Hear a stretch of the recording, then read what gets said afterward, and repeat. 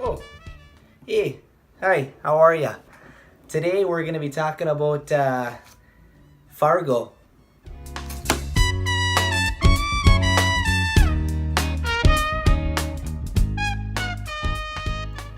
Fargo is from 1996, and I just picked up the Blu-ray a little bit ago. It's actually the 37th anniversary edition. No, that's not right. The 20th anniversary edition. Jesus, it's not that old. And it's from 1996, and it's directed by Joel Coen, and it's written by both him and his brother, so the Coen brothers, Joel and Ethel Coen. And it stars Frances McDormand, William H. Macy, Steve Buscemi, and Peter Stormare. The Coen brothers obviously have done a bunch of really, really great films. I'm a huge admirer of them, whether it come from, No Country for Old Men, Miller's Crossing, The Big Lebowski. They are talented filmmakers and great screenwriters, born and raised here in Minnesota. I recently picked up the movie, and I thought it'd be a good idea, since the snow is starting to fly here, to go ahead and do a review of it. So, it was nominated for 7 Oscars at the time, including 2 wins, one by Frances McDormand for Best Actress, as well as Best Original Screenplay. To really just kind of condense down a brief sentence or summary of the plot, it's about a used car salesman who decides to make this elaborate scheme in order to extort money from his father-in-law by essentially kidnapping his wife. That's all I will really say. That's not giving anything away. This is not a spoiler. You learn this in the very beginning of the movie. Won't spoil anything if you haven't seen it. So for me, as far as the pros of the film goes, my biggest thing when I look at a film, or one of my biggest items, is the aesthetic of the movie. And the cinematographer is none other than Roger Deakins.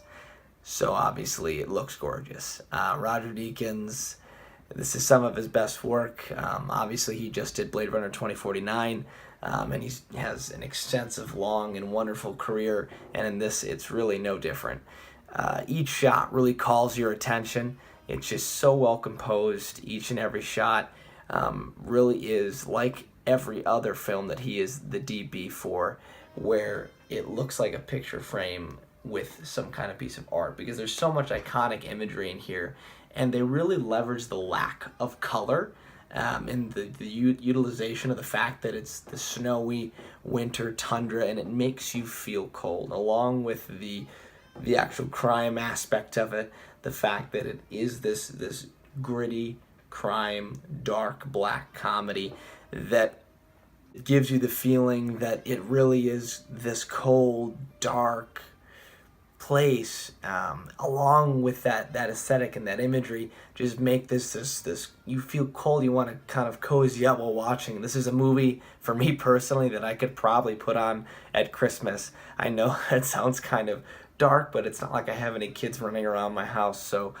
to me, I definitely could throw it on at Christmas and watch it. And the iconic imagery, like I said before, shots of the city. Minnesota is very present here, as well as the very memorable scenes here that make it this just iconic movie with iconic, larger-than-life characters. As far as the writing and direction, I have no quarrels with it whatsoever. They're really masters of what they do, and that just showed here. It's considered to be one of the 100 greatest American films, as chosen by the American Film Institute, and I think it's definitely deserving, and it lacks any major flaws, I think, in terms of the story and the direction, and it's a lovely black comedy, as well as, very serious and very dramatic. The acting is good all the way around.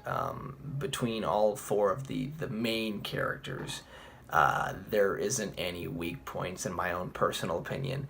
And Frances McDormand earned a well-deserved Oscar, and it's impressive because she has just proven herself time and time again to be one of the greatest actresses that has ever lived, especially recently with 3 Billboards Outside of Ebbing, Missouri. I thought this would also be timely just because of how well she did in that movie as well. I would expect her to be nominated again, to win again, who knows. But she did a fantastic job in this movie. As well as William H. Macy is just laughable in his comedic naivete, if you will, and his ridiculous actions that he takes. Also, I think that Buscemi is comical and dark, while Stormer is this quiet, menacing character. And all four of these actors are absolutely at the top of their game, and I can't find any weak links when I look at this movie.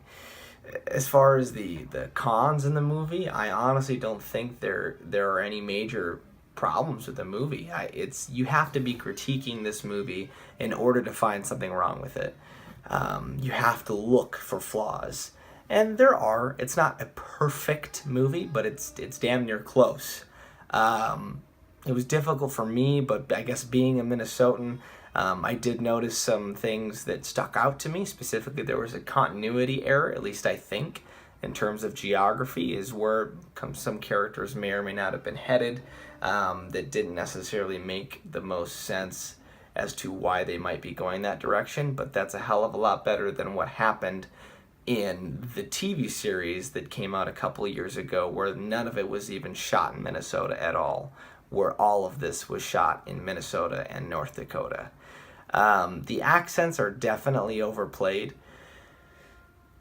I can't knock this that much, but I do have to at least point out the fact that people from Minneapolis do not actually speak with that thick of an accent. We have one, but it's not truly there. It's more in the northern portions of the state and the northern areas of the country where you start to get that sort of "yeah, you betcha" accent.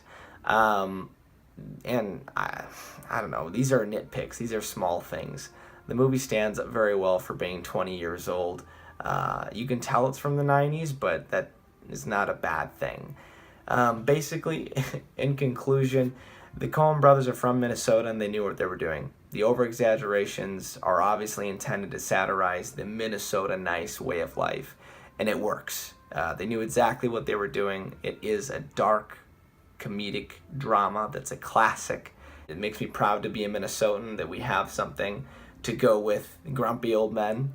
And it's not just Grumpy Old Men by itself. It's these two iconic movies that stand in cinematic history. It's a great crime thriller. I'm going to give it a 9 out of 10. If you guys haven't seen the movie, definitely check it out. And if you've seen the show and haven't seen the movie, that's even more incentive if you enjoy the show to see what it was inspired by, because the original film is an absolute classic. Go check it out. And as always, guys, if you like what you saw here, leave a like, leave a comment, tell me what you thought about Fargo or Fargo the series. I would totally appreciate to hear that. I'll respond to you guys in the comments. And let me know also what your favorite Coen Brothers film is. If you like what my channel has to offer, I do have other reviews on here and more reviews on the way. And if you want, go ahead, hit that subscribe button, and I will be kicking out more every single week. I appreciate it, guys, and I'll see you next time.